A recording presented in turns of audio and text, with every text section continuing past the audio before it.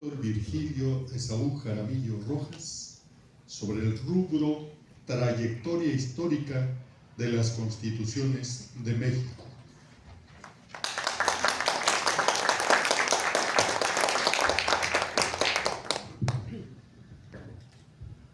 Muy bien, muy buenos días. ¿Sí se escucha con claridad? Bueno, ya son tardes. Pues con la gratitud de mi parte, que a partir de hoy le profeso a la Sociedad de Geografía y Estadística del Estado de México, a las personas que han dedicado su vida al impulso de la cultura, de la historia, de la civilización y del conocimiento científico que forman parte de ella, mi mayor reconocimiento.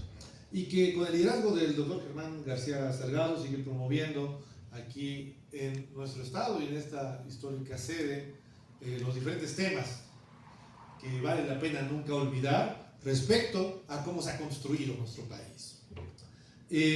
Me permití poner a consideración de tan noble y augusta asamblea el tema de 10 momentos constitucionales que ha tenido nuestro país.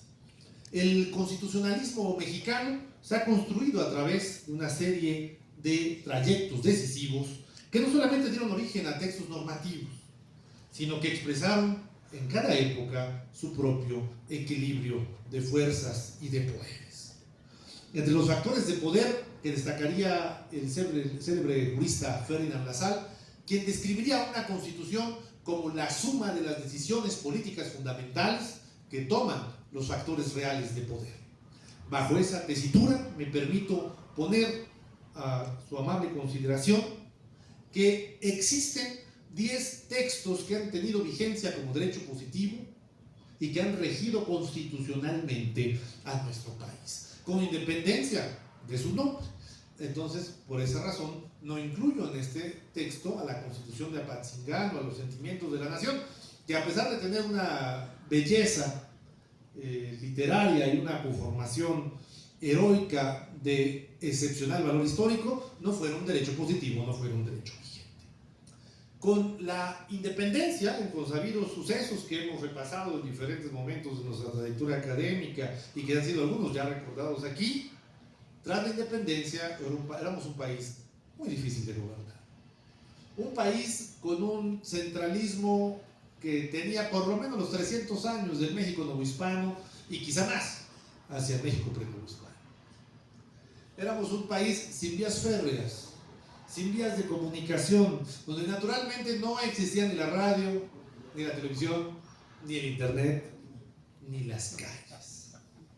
Por esa razón, cuando una ley se aprobaba o se modificaba en el centro del país, tardaba semanas, meses o más en llegarse a aplicar como derecho vigente en las partes más recónditas de nuestro país. E incluso la población ni siquiera se enteraba de quién era el presidente de la República, porque en las veleidades de la inestabilidad política era muy fácil que alguien llegara al poder, se fuera del poder y en los estados y en las provincias nadie se diera cuenta.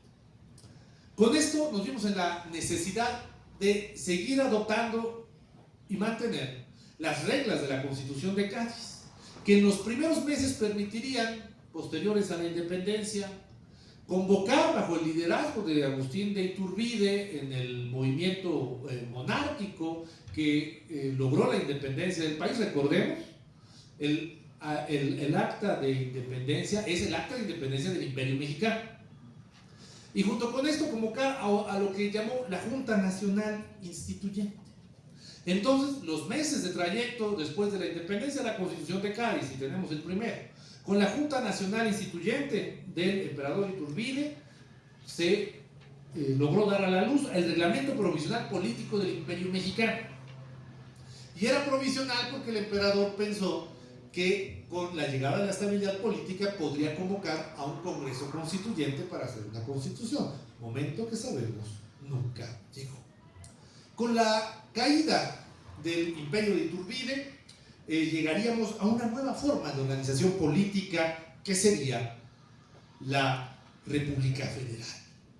En la complejidad que entrañaba a tratar de interpolar o extraer el modelo federal de los Estados Unidos, que por la propia historia de Estados Unidos tiene bastante sentido que fueran federales. Eran 13 colonias, cada una con expresiones religiones, políticas e incluso lenguajes bastante diferentes. Pero eso no pasaba en nuestro país. Nos vimos en la necesidad de copiar un sistema que inventó el presidencialismo y que inventó el sistema federal por su propia historia. Inventar la figura del presidente de la República en los Estados Unidos tenía sentido en contraposición al monarca del Reino Unido. Sin embargo, en nuestro país fue cosa distinta. Y para organizarlo, durante los meses aciagos posteriores a la caída del imperio, se suscribió por una junta de notables y de representantes territoriales el acta constitutiva de la Federación, que sería el manual en el cual nuestro país organizaría los siguientes 7 meses, hasta la llegada de octubre de 1824, cuando el Congreso Constituyente logró terminar la Constitución. Y de esta manera, este es el momento número 3 y el momento número 4. La Constitución de 1824 instituye formalmente la República Federal, convirtiendo en derecho positivo el modelo adoptado en el Acta Constitutiva de la Federación. Establece un equilibrio de poderes y un diseño institucional que sería la base de la vida constitucional de todo el siglo XIX e incluso de nuestra Constitución actual. Por ejemplo, algunas de las cosas que se fueron modificando, que podría ser algunas de los conceptos que podríamos perfilar para identificar su evolución. La libertad religiosa. La Constitución de 1824 establece que la religión única para el país es la católica.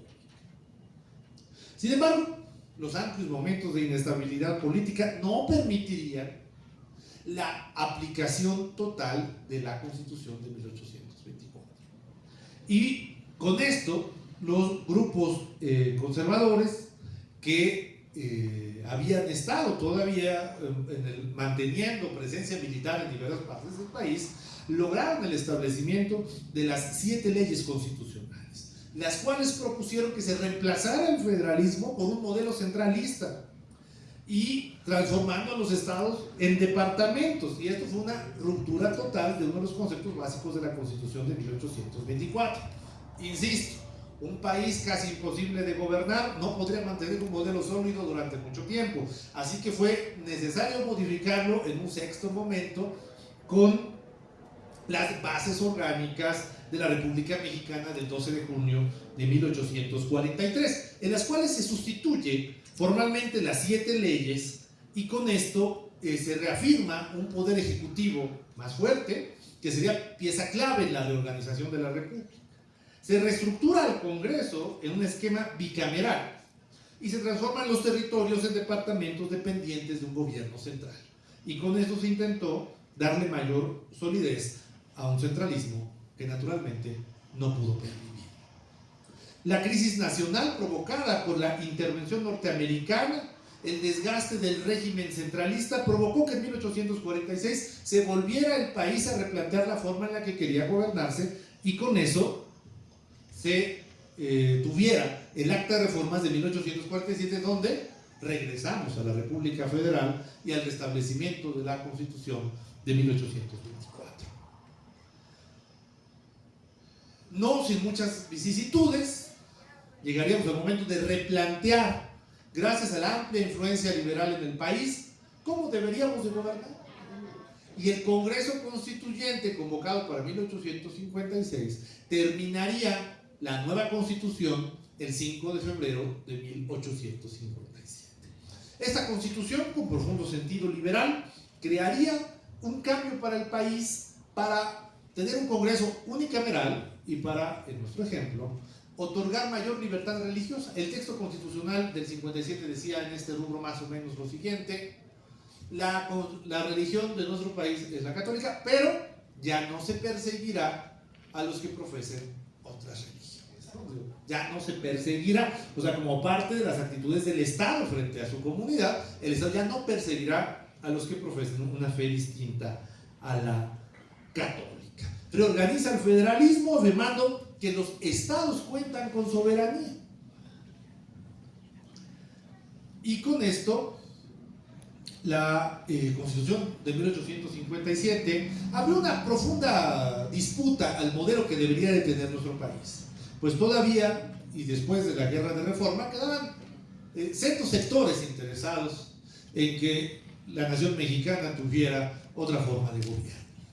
Al grado de que un grupo de líderes militares, de líderes de algunos sectores sociales, se atreverían a ir a Europa en búsqueda de un nuevo monarca que, con el apoyo de Francia, buscarían hacer la segunda intervención en nuestro país y con esto coronar a Maximiliano de Habsburgo como segundo emperador mexicano.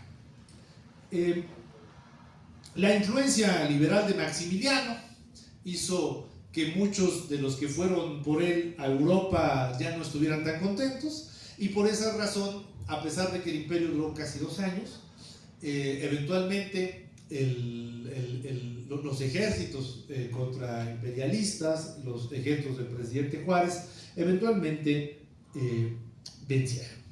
Sin embargo, creo que vale la pena destacar que de ese estatuto provisional del Imperio Mexicano estaban incluidas algunas cosas que creo bastante relevantes. Plantea un proyecto alternativo al constitucionalismo liberal de 1857, buscando sustituirlo por una monarquía moderada y centralizada. Reorganiza el Estado bajo la autoridad del emperador, con estructuras administrativas uniformes y un Consejo de Estado consultivo. Integra influencias del constitucionalismo europeo, mostrando un intento de modernización desde la culminación del conflicto constitucional iniciado tras la promulgación de la Constitución del 57 y expresado en la guerra civil por la intervención extranjera. A la caída del Segundo Imperio, en 1867, se restaura el orden republicano y federal.